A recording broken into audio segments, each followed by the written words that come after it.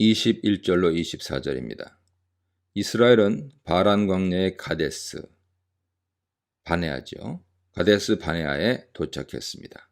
가데스는 또한 진 광야에 속하기도 하는데 바란 광야는 시내산 북부 지역을 총칭하는 일반 명칭이며 진 광야는 좀 더 좁혀져 바란 광야 위쪽을 가리키는 것으로 보입니다.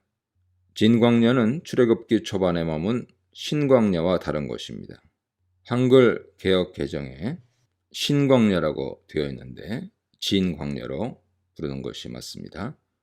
진광야 곧 바란 광야의 가데스 지역은 정탐꾼들이 거점을 삼아 가나안에 진입했던 곳이며 그것과 어울리게 다른 곳에서는 가나안 땅의 남쪽 경계선으로 표시됩니다. 정탐꾼들은 진광야 곧 가나안 남쪽 경계선에서 출발하여 멀리 가나안 북쪽 끝단의 성읍인 하맛 근처에 르홉에 이르기까지 그 땅을 두루 살폈습니다. 아마 그들은 돌아오는 길에 가나안 남부의 네겝 지역을 둘러본 것 같습니다.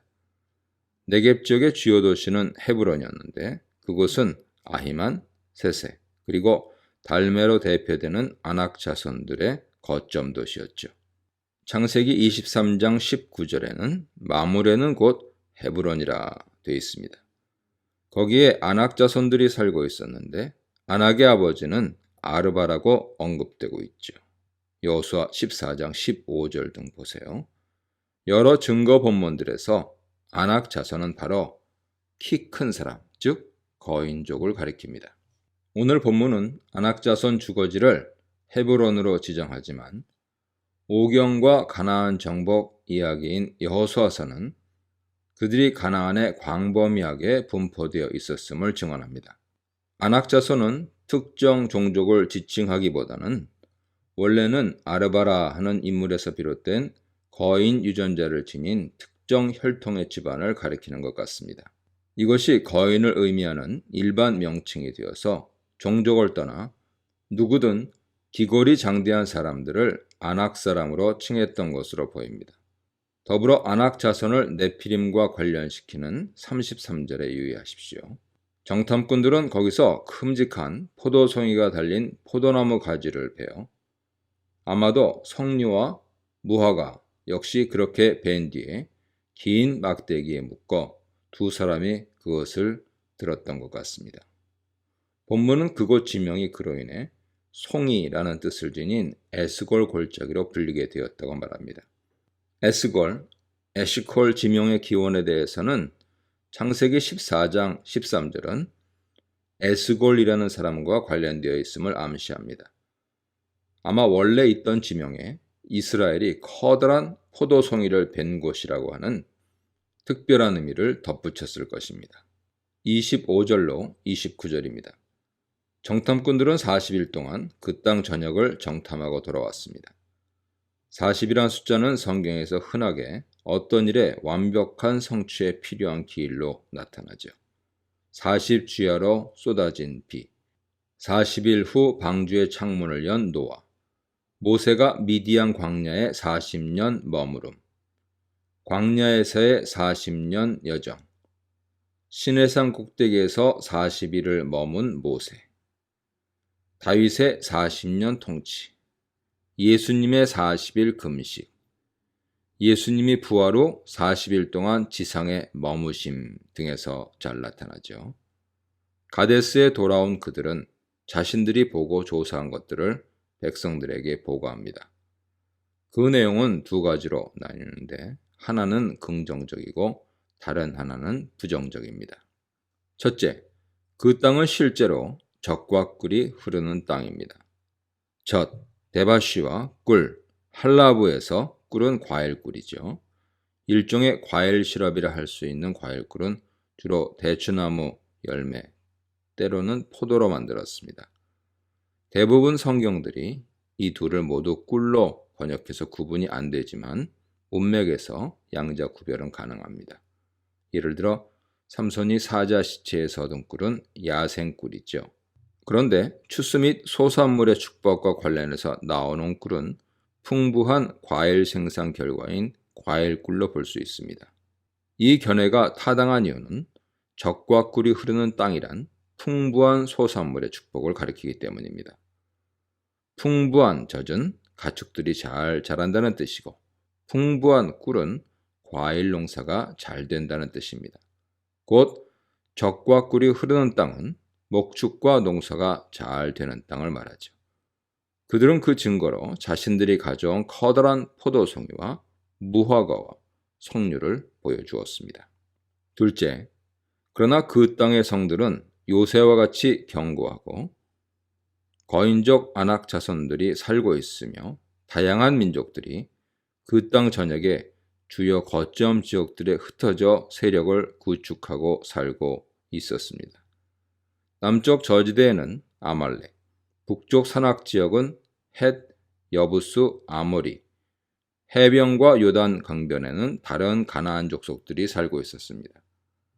즉 가나안 땅 전역의 구석구석에 여러 종족들이 흩어져서 이미 견고한 지배 세력이 되어 있었습니다. 이것은 그 땅에 사는 여러 종족들의 군사 여건, 신체 조건, 군대 규모에 대한 보고죠. 한마디로 그들은 전국적으로 군사력이 강하고 방어 체계가 견고하다는 것입니다. 두 번째 부정적이고 비관적인 보고 내용은 첫 번째 긍정적인 보고 내용을 단번에 상쇄시켜 버렸습니다. 땅은 놀라울 정도로 좋으나 정복은 불가능하다는 것이었죠. 따라서 그 땅은 단지 그림의 떡일 뿐입니다. 30절로 33절입니다.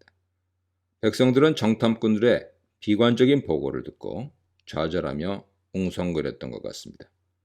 이때 갈렙이 등장하여서 모세 앞에 서서 백성들을 진정시킨 뒤 용기를 북돋는 연설을 합니다. 그는 올라가서 그 땅을 차지하자, 우리가 반드시 이길 것이다 라고 외칩니다. 여기서 갈렙은 설득을 위해 강한 수사적 어법을 구사합니다. 그가 사용한 동사 올라가다와 할 수 있다를 보면 두 동사 모두 본동사 앞에 그 동사의 부정사 절대형을 둠으로써 그 동작을 크게 강조하고 있습니다. 히브리어에서는 부정사 절대형이 해당 동사 앞이나 뒤에 올 때 강조, 반복, 신속한 행위 등을 나타내죠. 갈렙의 용기 백배한 모습이 엿보이고, 또한 그가 백성들을 설득하기 위해 안간힘을 쓰고 있음이 드러납니다. 그의 용기는 곧 여호와에 대한 믿음이었죠. 다음 단락에서는 갈렙 외에 여호수아가 이 일에 적극 나섰음을 보여줍니다. 그러나 다른 정탐꾼들은 모두 한 목소리로 비관론을 쏟아냅니다. 가나안 족속들이 워낙 강하기 때문에 이스라엘 백성 군사력으로는 그들을 이길 방법이 없다는 것입니다. 심지어 그들은 첫 번째 보고에서 자신들이 가져온 엄청난 과일을 보여주면서 매우 긍정적으로 평가한 그 땅 자체를 악평하기 시작합니다. 죄로 물든 인간은 마음이 돌아서면 좋았던 일이나 사람에 대해 갑자기 악담을 하는 나쁜 습성을 지니고 있죠. 악평으로 번역된 디바는 나쁜 보고, 부정적인 평가를 의미합니다. 그 땅은 사람 잡아먹는 땅이다. 아마 이것은 가나안 땅의 강한 부족들이 약한 부족들이나 외부 세력들을 몰살하고 제압하며 사는 상황에 대한 묘사일 것입니다. 정탐꾼들은 백성들 앞에서 공포심을 조장하며 자신들이 목격한 거인족인 아낙 자손들에 대해 묘사합니다. 그들은 모두 키가 큰 족속들인데 심지어 네피림의 후손인 거인족 아낙 자손도 있었다고 말이죠.